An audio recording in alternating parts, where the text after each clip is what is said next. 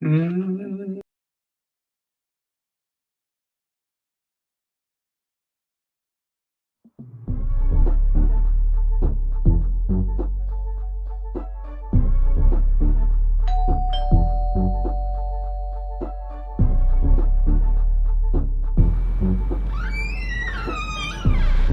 Is that delicious beverage?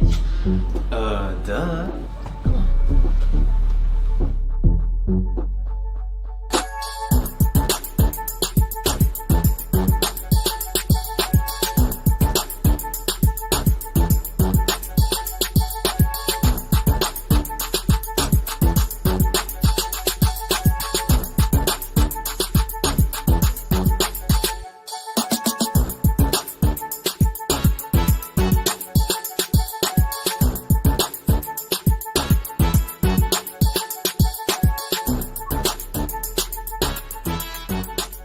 Preparing students to demonstrate mastery of math state standards can feel like a dull, unending cycle of equations and practice problems.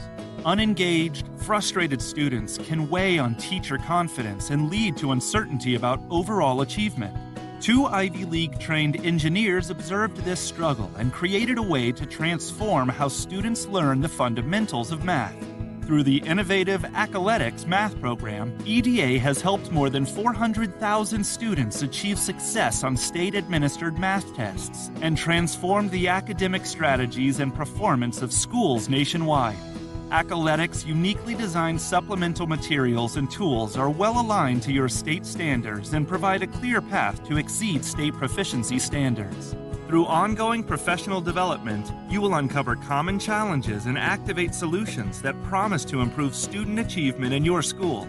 By partnering with EDA and choosing Accoletics, you can start to see an unprecedented return on your investment in as little as one school year. Don't procrastinate on giving your teachers the tools to help students achieve their highest math potential. To learn how you can dramatically improve classroom instruction and learning, test scores, and student confidence, call, email, or visit Accoletics online today.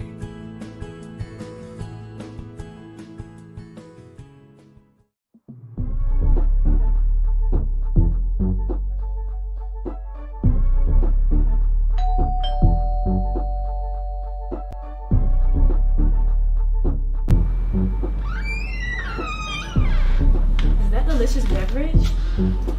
Duh.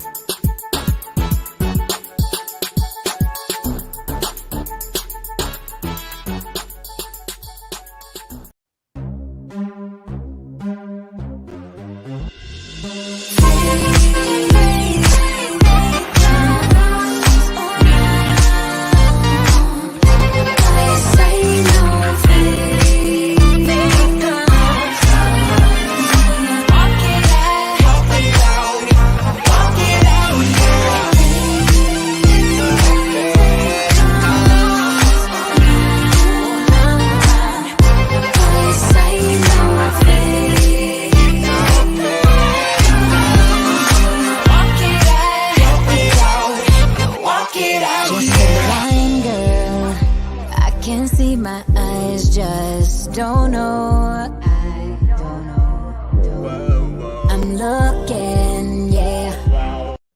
All right, welcome to the show. We had some technical difficulties. Technical difficulties. Welcome to the Allison and Marc podcast, Married in Media. I'm going to memorize this, but until then, we are two Gen X media pros who happen to be married, coming up on 24 years this year with 3 young kids. Yeah, we talk about everything from politics to pop culture, a little bit of humor, and a whole lot of love. And a little bit, I've been saying I was going to do like research, interesting history. Look, I give all the credit to YouTubers, even TikTokers who do the little green screen and they show whatever. It is difficult, but I do have a little Black History Fact today because we're coming to the end of Black History Month, and I'm just trying to I think we have 2 more opportunities on our Wednesdays to talk about a little bit of Black history. What do you think about, so with Black history, right? Mm-hmm. It feels like, do we lose, people be like, well, every day's Black history, Yeah, it is. whatever stereotypical or and Black history is American history. Cliche thing we say. Yeah. What do you think it is? Like, I feel like Black History Month and Black history in general, and even being Black, loses steam. Is it just the day to day? You know what I mean? It's like it's almost. It feels like it does. It feels like it loses steam. Like when you think about Christmas and you start talking about Kwanzaa, and some people participate, but it seems like it kind of. People will start with Kwanzaa, but not finish with Kwanzaa. Mm-hmm. People will start with Black History Month, but not really finish it. What do you think it is? Well, I think just like with us, like, I've been on the show, Get Up DC in Washington, and hi, Brandy, I see you. Hello. Kim's from Culpeper, Virginia. Okay. So you have to make an effort to do it. Yeah. And life is busy, and you just are like, okay, well, so you see how things just sort of fall to the wayside, but you have to make it a priority. And I think, yeah, so Black history is American history, is world history, is all of that. And every day is that, but it's an opportunity to maybe pass along some information. Right, like the information today, and doesn't have to be a big thing. I just wanted to shout out this one woman who I hadn't heard of. Her name was Irene Morgan Kirkcaldy, and she was from Baltimore. And when you think about some of the boycotts on the transportation system and states catching up to federal law, which is what those freedom riders were about, right? There were supposed to be integrated waiting rooms and all that for, interstate travel, but they weren't recognizing that in some of the southern states, and the whole thing. So a lot of kids went off, and they were enforcing this, and that's what that was. So this woman, Irene Morgan Kirkcaldy, what I love about her was, she was grown. We have a picture of her, right? And her first thing, I just want you to see this, because when you think about this history, you're like, oh, okay, we got over that. And we did. We can sit and go wherever we want. But this lady just passed away in 2007. Wow. Do you know what I'm saying? Like, in all of these recent. people. Right. And so basically she is traveling, and she gets arrested in Virginia. She's from Baltimore, and she's arrested, and it goes all the way to the Supreme Court eventually. And they ruled in 1946 that Virginia state law enforcing segregation on interstate buses was unconstitutional. Well, we know that was 1946. And even though the laws were on the books, we didn't see much change as far as, until I think the Freedom Riders, when they really went in and tried to enforce some of these laws. Right, 1946. But she's in the Maryland Women's Hall of Fame. She was awarded the Presidential Citizens Medal by President Clinton back in 2001. So shout out to you, Irene Morgan Kirkcaldy, because did you know about her? You know about Rosa Parks. You might have even known about, what was her name? Claudette Colvin. Is it Claudette Colvin? Who did the whole I'm not getting up out of this seat, which is what this lady did before Rosa Parks did it. But some people some people you don't know. So especially for my Marylanders out there, Irene Morgan Kirkcaldy, she is a hero. Mm-hmm. And that's what Black History Month does. I love it. Yeah. I love it. We got Shaletta is in the house. Shaletta, what's up, Shaletta? One of our fine teachers, retired. Also, Benji from Benji, everybody that checks it from Facebook, I claim it's you, so I'm glad it's you. Yeah, Facebook user. Raymond in the house. What's up, Ray? Again, thank you, Sharia Saunders. Okay, mm-hmm.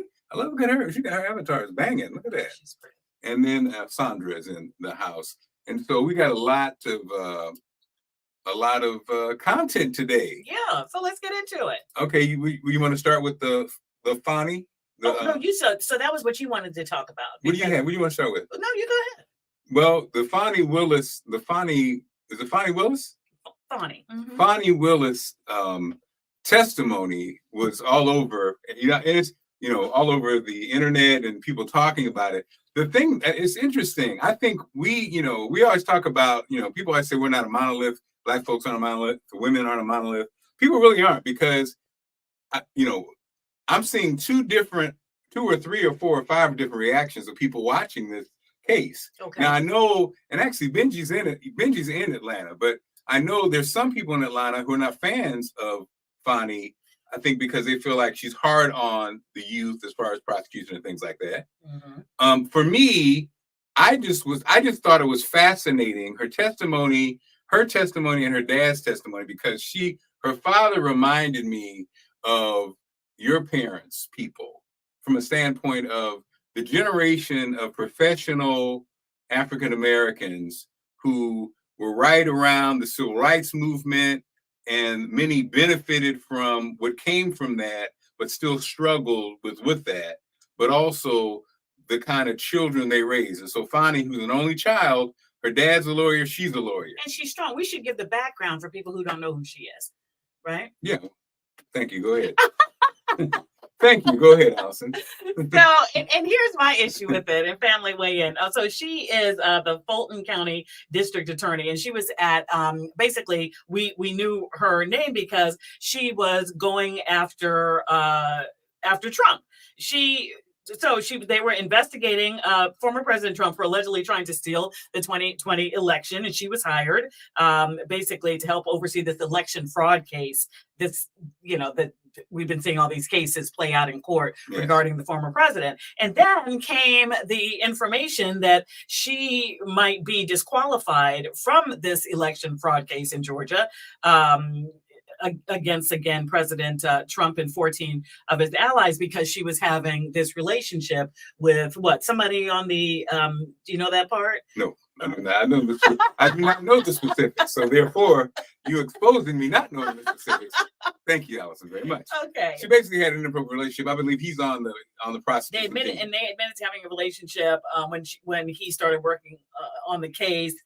And he was also this gentleman, Wade, his last name, was also accused of trying to use some of the money that he earned from the Trump case to take this woman, Fani Willis, out on vacation. So this is the background. So let me say this before we move on to this part. Yes. Okay, because look, we all got things in the closet and all this kind of, everybody has secrets. I get it. This is not a judgment zone. No. But for me, it's like when this part came out, like you're just like, oh, okay. Were you like that? Yeah, well, okay. Now, if you knew that this was going on, like you knew, for me, if I go after a powerful person as a whistleblower, as a journalist or whatever, I have to really understand that folks are going to pull out everything to discredit you. Yes. And so, we've seen this time and time again, right? So, because she was strong, and wherever you felt on the political spectrum, as far as nobody is above the law type of business, then she was standing on that business. And not in Georgia. You're not going to do this election fraud thing in Georgia. And then this comes out. So for me, it's a big distraction, and all of this other stuff is happening. But takes the air out of it. And it's there's no judgment. I'm just saying, weigh in, fam. What do you think about that part of this? But anyway, you were interested in this other part. Yeah, this part. Does it matter? So from a standpoint of how I feel about her and having this relationship, blah blah blah, and all stuff. That's not what these clips were for. Right. For me, it was a realization that a lot of people don't have. I think he was married. I didn't even know that part. I think the thing that was more compelling to me than even the controversy was her father and her relationship that she had with her father, and specifically what I want to play for you. And also, I think there's she hired him to help with it. Fahim, thank you so much. The interesting thing for me was more so than the case, because the case is what it is, and like you said, I don't know what it's going to take for us people to learn that yes, if you're going to be, you're going to be under scrutiny for every little thing you do. Right. So it's best not to do anything because you're going to get caught, you're going to be under scrutiny, and you're going to be possibly discredited, right? Yeah. But I wasn't caught up in all that. it was the testimony of her and her father that I thought I wanted to bring to the show, just because of a conversation about money and with the father and what she says, but also I think marrying you introduced me to the young lady I dated before you, and then marrying you introduced me, a guy from a small town who my grandfather was a printer, my uncle was a printer, introduced me to the upper class African American lifestyle, or the professional lifestyle, right? And I think a lot of African Americans, let alone white folks, but a lot of African Americans even don't have that experience in their lifetime. But the funny thing I just thought it was interesting about her father and their relationship was, this is his only child. He was obviously a lawyer, a professional, and like the things that go through, including teaching his daughter concepts or theories about things. Because I think a lot of times, I'm raised by a single mom, a lot of times when you're raised in a situation where you are struggling, when you're robbing Peter to pay Paul, a lot of times your financial philosophies are really just struggle, survival. You don't really have a whole bunch of conversations about, this is what you need to do, blah, blah, blah, blah, blah. So you're talking about the money that's in question. The money's in question. And before, this is interesting that Pernell saying that maybe he was sent in as a plant because, that she would fall for it and then they'd have something to, you got to just. Well, right. Okay, but that's my thing. That's what I'm talking about. You're talking, so you want to play the clip about how she was raised, talking about her character. The money piece, the money piece, money piece, which I thought the money piece was interesting, because now also though it resonated because I did have aunts who did have this philosophy as far as money and what you're doing with your money stuff. So we first could start with who we start. We start with her first because she was first, and then her dad came after her. Now this is them. This is her testifying. Now she's the one that is sitting in the hot seat, right? Yeah, talking about the money. Yeah, they're asking about the money. Right. When you meet my father, he's going to tell you, as a woman, you should always have, which I don't have, so let's don't tell him that. You should have at least 6 months in cash at your house at all times. Now, I don't know why this old black man feels like that, but he does. When we were growing up, my daddy had 3 safes in the house. So my father's bought me a lockbox, and I always keep cash in the house. Now, I don't do it to the degree that my father would do it, so he would probably be ashamed with me. But I always have cash at the house. That has been, I don't know, all my life. If you're a woman and you go on a date with a man, you better have $200 in your pocket. So if that man acts up, you can go where you want to go. So I keep cash in my house, and I don't keep cash as good in my purse like I used to. I don't go on many dates, but when you go on a date, you should have cash in your pocket. So my question was, where did that cash originally come from, if it didn't come out of the bank? Cash is fungible. I've had cash for years in my house. So for me to tell you the source of when it comes from, when you go to Publix and you buy something, you get $50, you throw it in there. It's been my whole life. When I took out a large amount of money on my first campaign, I kept some of the cash of that. Like, to tell you I just have cash in my house, I don't have as much today as I would normally have, but I'm building back up now. So you just put money in. It's a very good practice. I would advise it to all women. So you can't identify when you came into this cash or where the cash came from? I didn't say I couldn't identify it. No, nobody gives me anything. I am sure that the source of the money is always the work, sweat, and tears of me. So that was her testimony. Then the next day, Dad comes in. Your Honor, I'm not trying to be racist, okay? But it's a black thing, okay? I was trained, and most black folks, they hide cash or they keep cash. And I trained, you always keep some cash, because I've been places, and just because of the color of my skin, for example, I took a fellowship at Harvard when my daughter was just if I might, Your Honor, when I was just, she was just, maybe 3 years old. And I remember going to a restaurant in Cambridge, Massachusetts. And I had a American Express credit card and maybe a Visa or whatever. And I had a lot of what they call traveler's checks. I don't even know if they still have traveler's checks, but traveler's checks. And there was a sign said, with the credit card.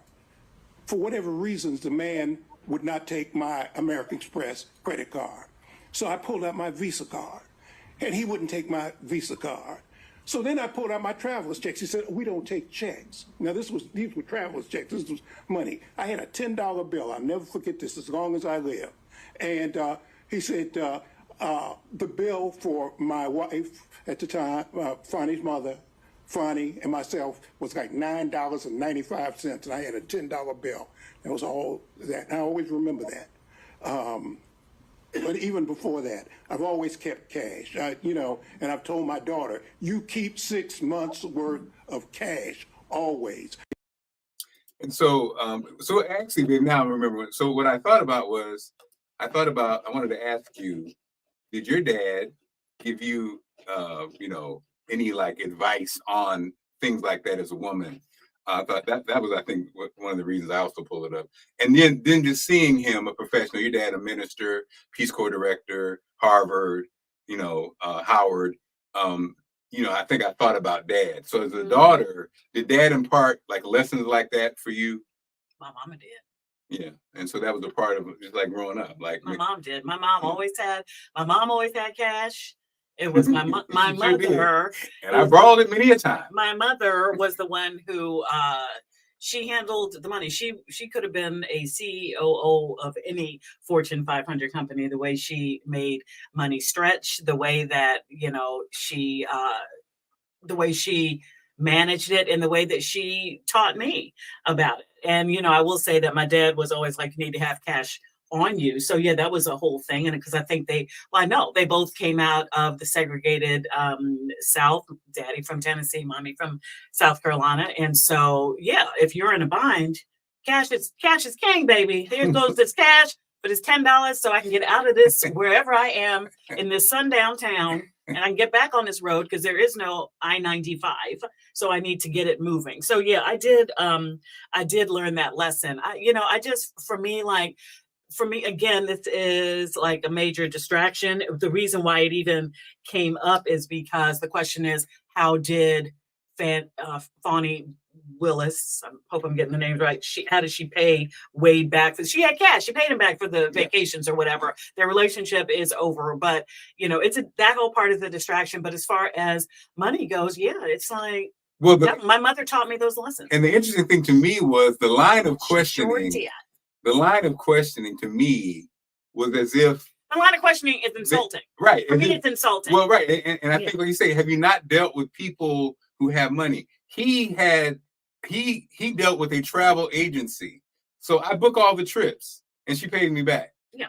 So, time and time again, did he put this on his credit? Yes. You book when you have a relationship with a travel agency, but there's a credit card. And so the person who has that, you book it and I'll get you back. That's something that happens all the time. As we've seen in Baltimore with Marilyn Mosby, the same thing. We're buying this house. Let me give you this $5,000 to finish with the closing thing. But it's just how people get people. It's how the big mob bosses back in the day, on this racketeering charges and all of this, you find the in and people give them an in. And that's what happens. Yeah, you just can't do it. You can't do it. You have to be above reproach. And that's why that's why I do not run for office or do anything, because I'm not above reproach. Like I've seen, like in full disclosure, because we, keep it 100. We keep it a buck. We keep it 100. We keep it. Yeah. We sold a house in 2006. And we had a realtor that did not do the paperwork thing. And we were in like a major fight with the IRS for a long time because they thought we were making money off of a house. But no, we were paying 2 mortgages during a time when, like 2 years later, like you would lose your job. You were the major breadwinner at that point. And so I understand how they can look. So in that moment, if they say, okay, well, Allison Seymour and Marc Clarke, they got IRS problems. Yeah, we're working through it and we've done nothing wrong. But the headline is, you got IRS problems. So yeah, I hope that this thing. Marc Clarke loses job, IRS problems. Yeah. So in poorhouse. Yeah. So you got to be, unfortunately, you still got to be. Ooh, you got to be above reproach. But she looks strong. They said she's way out of pocket. Her boyfriend got over $600K. All right. Wait a minute. Well, again, I don't know any of the case. I just saw that piece is what I was talking about. You were just talking about like the and family piece. again, it's And like her daddy is strong, and he was mad as a as a beetle and cow dung. Well, they'd probably be happy. I think they'd be happy. A dung beetle would enjoy that. A dung beetle, yeah. And so okay. But now speaking of black folks giving cash is a fact. Facts. And I dare say, and also Brandy. Well, Brandy's from North Carolina, that's what South I'm Carolina. saying. And I was like, American, people. I dare people, say yes. that people who have been is it disenfranchised? Is that the right word? Or taken advantage of by banks, bad lending, maybe don't have a team of lawyers who can make your numbers look a certain way so that you can buy all these properties and pretend you're a billionaire. Normal people don't have these people, right? So I would dare say that it's not just a black thing, and especially an old black thing. I would dare say it's a whole group of us. But you ask old black man, you're gonna get old black. But if only we all could come together. That is. Oh, babe. I'm serious. That is where the power would be. And that's why, people like Dr. King, not to get too serious because we're going to lighten it up. When they're talking about now, you're talking about the Poor People's March and labor stuff and all of this. No, the powers that be don't necessarily want to hear that. No, that's my little radical side. And my new rant is not Americans. We are. Oh, look at this. Look at this, Dave. You look beautiful, by the way. Thanks, Dave. You too. My new rant that for my poor cameraman Kenny hears every morning is I now get it. The way we are taught to think in America, no group can come together. No, we always talk about black folks can come together. No group can come together. Military veterans should have the finest health care in the world. I gave my life, so I put my life on the line for this country. Therefore, all of us should have the finest health care for the rest of our lives, and why not our family too? But you can't get military to get together to fight for that. Women, same thing. We should have control over forget religion, forget politics. We should have control over our bodies. Women, let's all da-da-da-da. Can you get them together? No. Poor people, we want better schools. We want better, whatever. You can't, in America, nobody can get together by design. So that's the part that's interesting. All the groups, we kind of do it. We ramble on and on about, well, we can't do this, why black folks can't do that. But it's all America, because if we did, the powers that be couldn't do what they want to do. Right. Imagine if all poor people did vote on one accord. It would upset, could be real democracy, but real democracy is not the goal. So, yeah. Yeah. Okay. And there are more serious stuff. Maybe we'll get into it next time. Including, I was struck. You're doing the news as I do every day, as you do every day, and then there are some stories that you're just like, wow, okay. Regardless of where you fall on things, there was a ruling in Alabama that said that frozen embryos are children. Right? Okay. So frozen embryos are children. In an unprecedented decision, Alabama's Supreme Court ruled that frozen embryos are children. So they were talking about the effects on in vitro fertilization. But what my mind went to was, if you are caught in a state where abortion is, completely illegal, and the health providers, if you kill a child, that's homicide, right? Murder.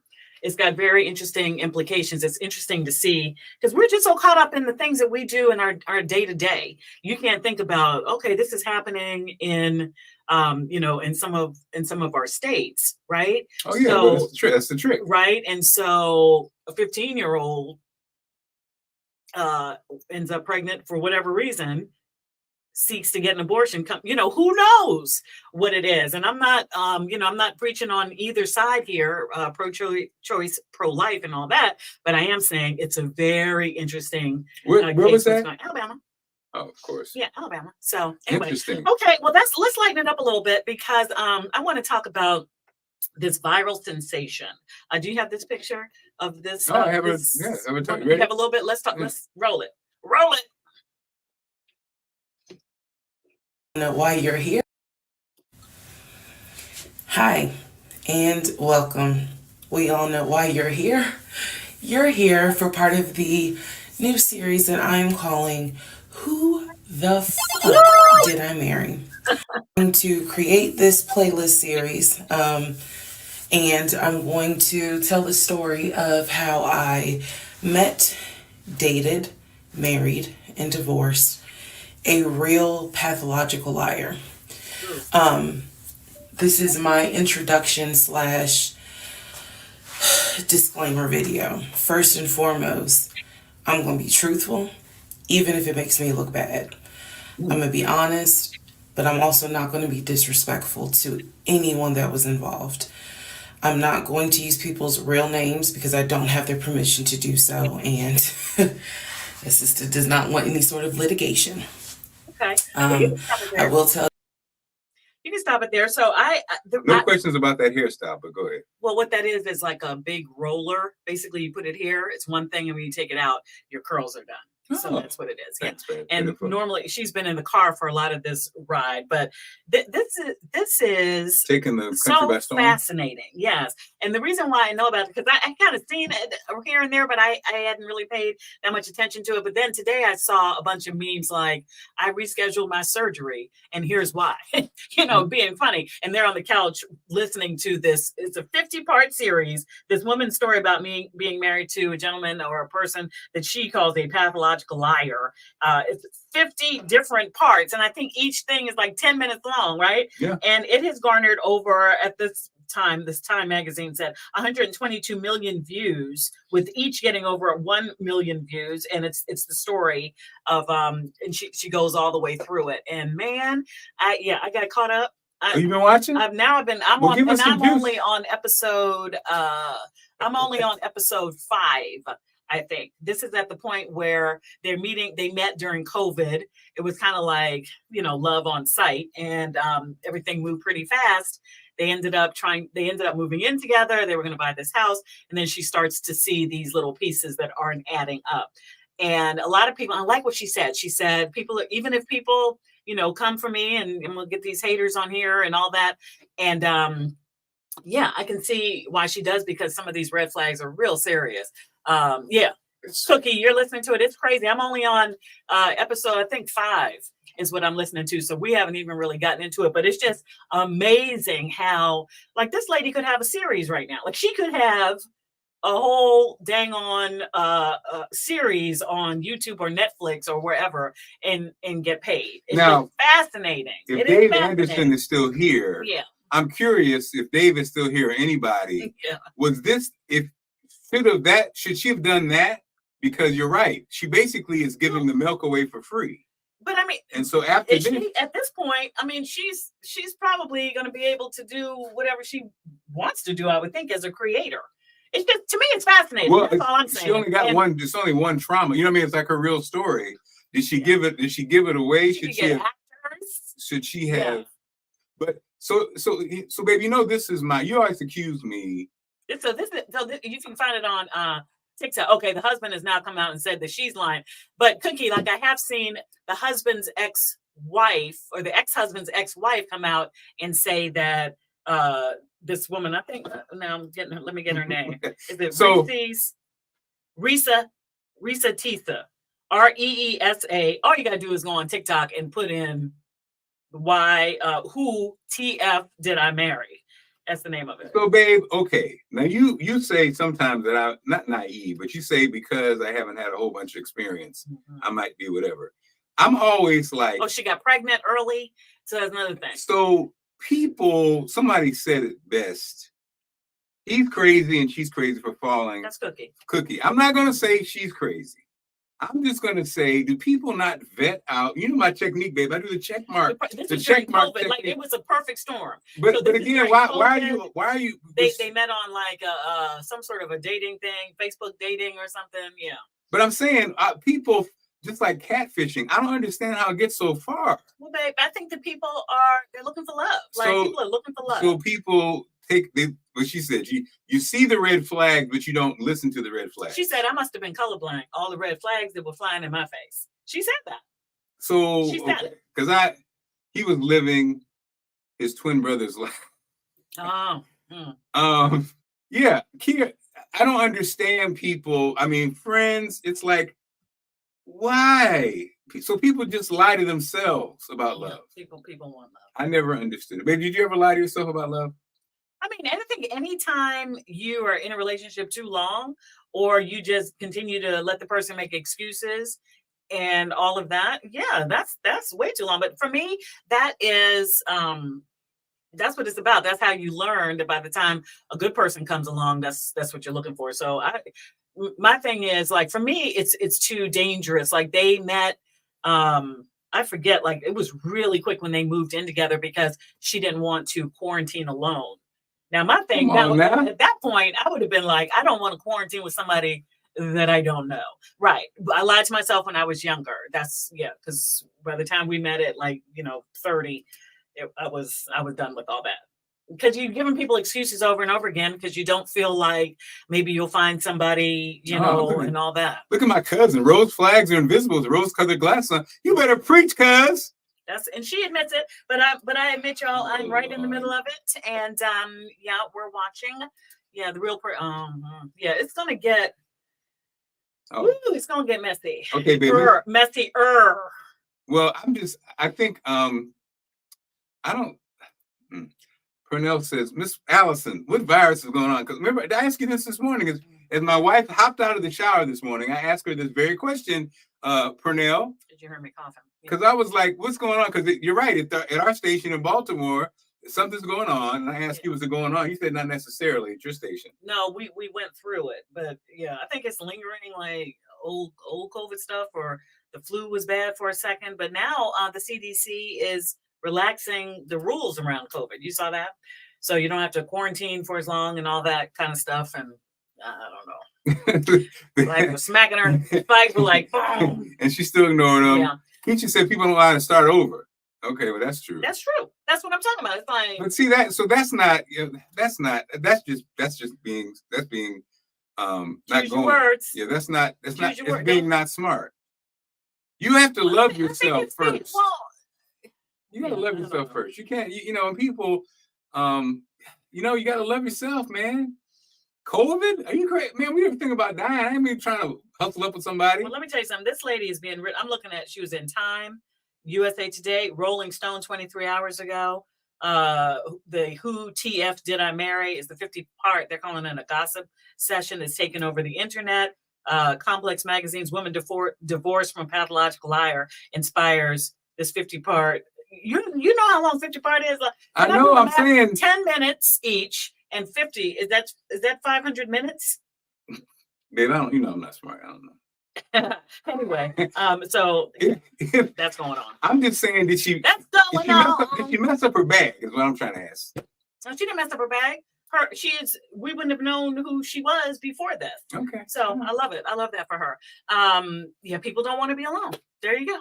Okay, well, y'all need to be alone. And folks love gossip. Y'all remember? Because I'm sitting on the edge, and Kira, classmate, she's not even.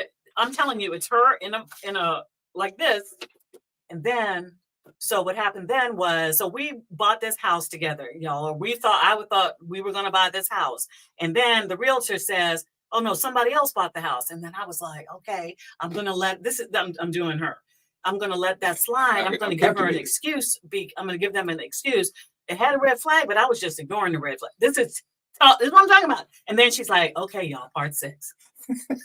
Very good, babe. Part 6. We went to Walmart and we got, this is exactly what it is. If people think you got a haircut, babe, you just got your hair slicked back. No, it's just, yes. She's just a pimp named Slickback. It's dirty is what it is, and I'll be washing it, but it's just. Anywho's, we got a big birthday coming up. Excuse me, LB. I'm sorry, pumpkin. I didn't mean to clap. Old girl doesn't like that. She's 12. Now calm down. What did Faye say? Faye says people. He just told me to calm down. People say, I didn't say calm down. Yes, he did. Roll the tape. I don't know exactly what's going on, but I know people just have to speak the truth and be honest. So Faye, on just briefly on this woman has taken over TikTok. 500 minutes. This woman has taken over TikTok with 500 minutes, 50 10-part stories, 50 episodes. Like, that's more than any podcast I've ever listened to, right? About whom the guy she says is a pathological liar that she marries. And don't spoil it for me. I want to know what happens at the end. People need to see Fifi too. You get ready to wish Skylar birthday. Yeah. Fifi, come here. Okay, so Brandy's in the building, and I will say, thank you, Brandy. Talking about my old girl, she needs a haircut. But so we have our middle daughter is turning 22 tomorrow. 22. I didn't know this, but I think they call it their golden birthday. Is that what they call it? She was born on the 22nd, and she'll be 22. Oh yeah, Fifi got a haircut. Oh Lord, what she got in the mouth? I don't know. Oh, what is this? She's probably eating something. So I'm at work. It's stuck. Oh my God. Yeah, we got to put Fifi's haircut. Fifi. Oh. What is it? I'm at work. Oh, it's food. It's some sort of caramel. I'm at work and Marc texts me and says, babe, the dogs got into some chocolate. Fifi got into some chocolate. And chocolate is toxic for dogs. Cocoa powder is the toxic part. And I'm thinking, well, my God, if these dogs have to go to the vet, because dog moms and dads, every time these kids go to the vet, it's $300. And who's there? No lies detected. Well, babe, I'm not being funny. I'm serious. I know. I didn't want to all on her mouth. I didn't want to do what you would have done. $300. I didn't want to do what you would have done, babe, and said, babe, the dog Fifi got into the chocolate. You left out. I didn't leave it out. You left it on. You left it on the little table when you went upstairs. So, y'all, I want you to understand this. This was on a table far away. About this much away from. How can you smell it through the wrappers? It was that Ferrero Rocher, whatever it is. How she smelled it, I don't know. But I thought it was safe. It was in the it was wrapped up in a box. I come home and I'm like, well, Lord, if somebody at work told me dip some bread in some peroxide and give it to him, that'll make him throw up. Oh. And then because at this point in between pay periods and full disclosure, because we keep it 100 here on the Allison and Marc podcast, we were just gonna have to. I don't know what was gonna have to happen, but the dogs are okay. How do y'all feel about Fifi's haircut? Babe, don't do that because I liked her when she was fluffier, but we're not open to any criticism about my child. It's in her paw too. It's in her paw. We did not do it. See, we're downstairs. She's upstairs doing whatever the hell she wants to do. Okay, so let's get back to Skylar. Okay, you got the phone. Skylar, our middle daughter, who, like for many folks in here, I'm thinking of people like Brandy. Remember when our kids were born, because they were basically born on television. The cameras were in the delivery, in the hospital room the day after they were born. And that little girl is 22 tomorrow. And we couldn't get the picture to work. So I'll just say this. Can you see it? So this is our little girl. She look like us? Who she look like? She look like you. People say, well, now she looks like both, I think, a little bit. She'll be 22. And thank you. And the reason that I'm bringing her up, because I did have the thought that, at a certain point, like, when do you stop saying happy birthday because when they were little, you wanted to say it. But now, this is one of my favorite pictures. This is Skylar at school right now. She cut her hair. She used to have hair down to her shoulders, and she wore it natural and curly, but she cut it, and it's her hair and that's her choice, and I love it. I wish you could see the picture.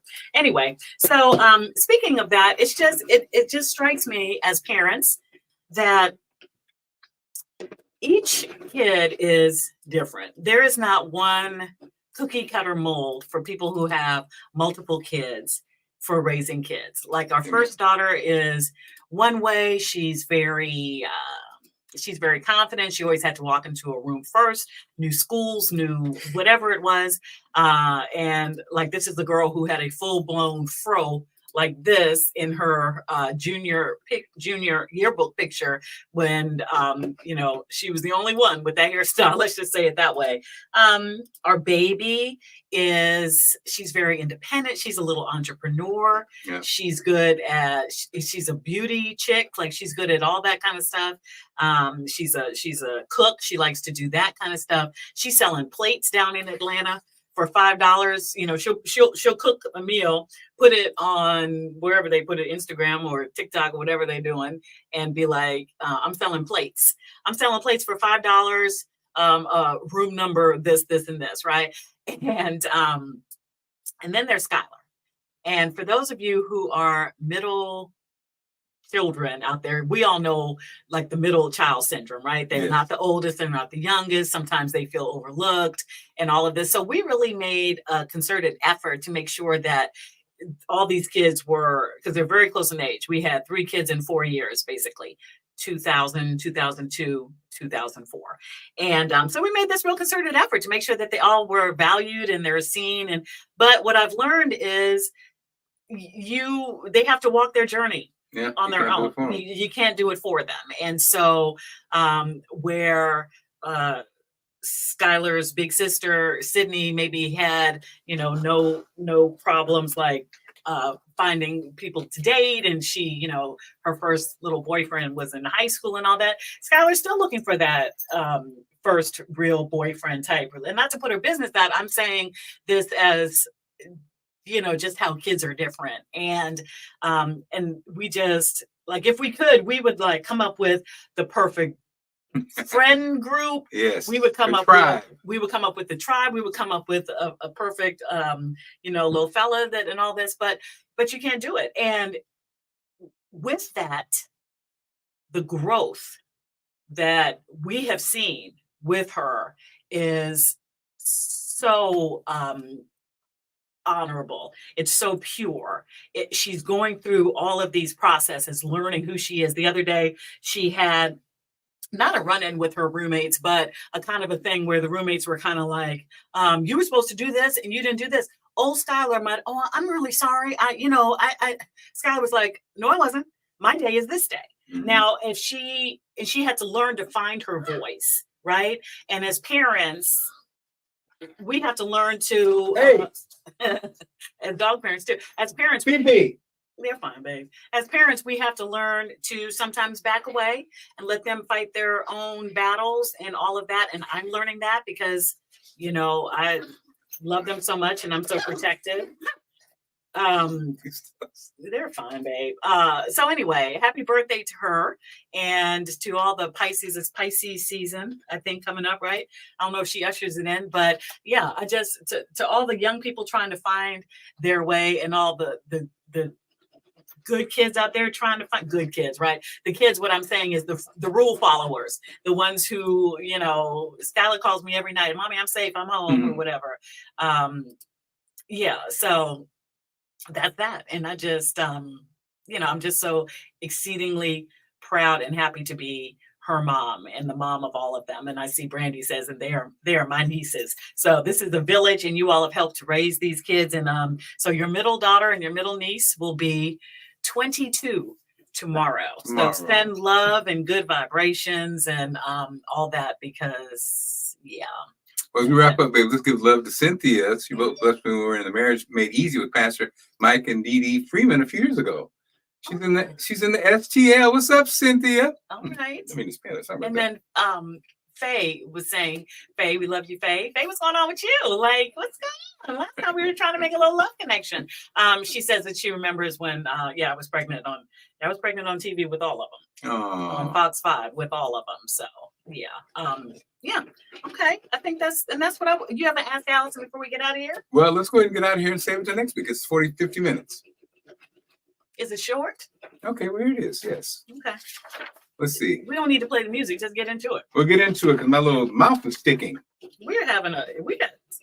Dear Ask Allison, me and my husband have been married for 17 years, and now that our child has gone away to college and we're empty nesters, I realized something. I don't like my husband. He is an amazing lover has a great job. But now that we have more time together, I realize we don't have much in common. Except the bedroom stuff. I want to stay, but please give me tips you know on what, how to make it How better. many years? 17 years? 17 years. Good for you. 17 years. Y'all still getting it together behind closed doors? Why are you looking at me? Why are you looking at me? Why? Sis, you got that going for you. So, listen. Okay. What's that? Yeah. Okay, It's all on. Please give me tips on how to make it better. Yeah, I mean, that to me is just that's a pretty good one. I mean, you guys sound you have a good intimate life, and not that that's what everything is about, but from there, just continue to. This is what I would say if I were going through this. Just continue to build on things that you do have in common. Okay, because now the kid is gone; they're gone off to college, and okay, well, what do we like? Sit down and have that conversation. I think sometimes almost you like a want reacquaintance. reacquaintance, and you kind of just want to be like, well, everything should be fine. We've been married. We've been doing all right. And no, like now it's a whole different dynamic. I think I was a little down about that the other day when actually when Skylar went back to school and Spencer's still down in Atlanta, of course. And I was just like, wow, it's really okay. It took me a second to get back into it. But Mark and I now we go to the gym together. We do a lot more cooking together. We have similar goals in that we want to in this fourth quarter here, where we're about to go into a time where we're really together and not working as much and all that. Like, get it together, because if you've been with them for that amount of time, it's worth really trying to reinvent your relationship, and I think it can happen. Yeah, and I think that you have to. I think, like you said, I think this is a great time to reassess your relationship and what do you want.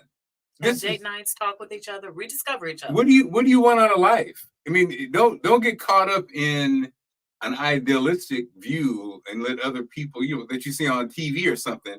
You really have to ask yourself. Here's somebody I spent 17 years of my life with. We have a child. What do I want? And you have a good, intimate relationship. And I'm not being shallow when I say that. Yeah. But what I'm saying is, like, at that point, you've got a good starting place. You already made this beautiful child. This child is off doing what kids should do, find wherever they're going into after high school, or when they choose to leave the house, whatever they're doing, college, career, military, whatever. And so you did that together. Yeah. And you still have, at the core of you still have something. And I think you can definitely build on that. I'm not worried about this couple at all. Yeah. I think you can get caught up in just like listening to people, or just almost just kind of lost, because then people get divorced, and then you're out there and you're like, well, what am I doing out here? Let that lady's little 50-part TikTok be a cautionary tale. You got a good thing. You just have to figure out where it fits. And you're different. You're a different person than you were when the kids were kids were like 7 years old. You're different. And but I have faith in you that you can do it. What's up, Derek? Derek, I didn't realize it was you, Derek Dennis, who made it. NABJ. He had that sharp red blazer on. NABJ is coming up in August in Chicago. Are you going? You should go. Babe, you talking to Derek or me? I'm talking to you. We go. You said we going. Yeah, we can't both go. You don't have to go. What are you talking about? I'm gonna have to be like Barbara. My mother would be like, no. We go to the amusement park, and why don't you and your dad just go? No. What I realize now is she was making the dollar work. No, we're going, babe. We're going. I'm claiming it. We're going. We're going. Hello? This thing on? Right. This thing on? Hello? We're going.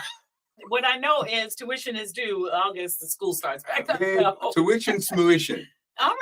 So I know Derek could be there. Derek Dennis. Derek was feeling all kind of. You need to hurry up, because Wisdom has said that all the host hotel is booked. The backup one is booked. What? Chicago's gonna be litty. Chicago's look at Derek, huge fan of books. Come on, D. Derek was again. He gave me hope, babe, because he was fielding offers. He was like, people were talking to him left and right, and so I said, "Go ahead, D." All right, so everyone have a great one. Thanks so much for checking in. Brandy Marie, and he has learned to what is it saying now? I can't read. Yeah, so Kira is commenting on what Brandy's saying. They have to learn each other again. Yeah, be a couple again. Now it's time. Now it's couple time. But I'm gonna tell you something again. You got a good foundation, girl. I think you said that 4 times. I mean that. I'm standing on business. She's standing 10 toes down. All right. Well, next Don't be a week, mess. same bat time, same bat station, everybody. Have a great one. Be blessed. Be safe out there. And Devonna, thank you so much. And we had a prayer. Somebody gave us a nice little blessing. Is that right? Yeah, Can we say it? my mouse is sticky. Keisha. Someone gave us See you in the morning, Keisha. The prayer we accept all prayers. Okay, we absolutely do. Do you have it? Let's see. Okay. And our I'm gonna do my I love my prayer of Jabez. If you do. Jabez, right? Yeah. Yep. Here we God go. bless me indeed and enlarge my territory. Hey, babe. Say people here. Go ahead. Go ahead. Did you find it?